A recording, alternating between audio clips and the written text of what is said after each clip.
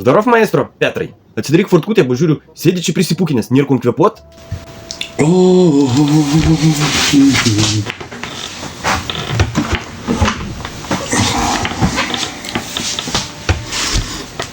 Nu, iškart geriau. Bent jau irkom kvėpuot. Matau, arbatą darais. Nori tave išmokinsiu vieną fintą, kaip geriant arbatą, padaryt, kad puodukas būtų lengvesnis. Tai įdomu, žinai. Žiūrėk, sistema labai paprasta. Susikaupi.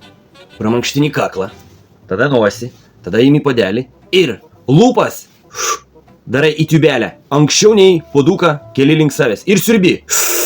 Ir tas siurbalas pritraukia tavo puoduką. Pabandyk.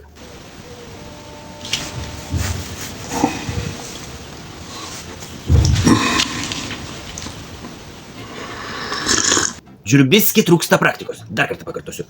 Pradžiai lūpas, tada siurbi ir puodukas pats prikeliauja prie tavo lūpų. Pabandyk dar kartą. Ne, Petrai, matau, trūksta dar praktikos. Pradžiai lūpas, a tik tada puoduką. Pabandyk. Nu nejau, tu nesupranti, ką sakau. Pradžiai lūpas, a po to tik puoduką. Davai, bandyk.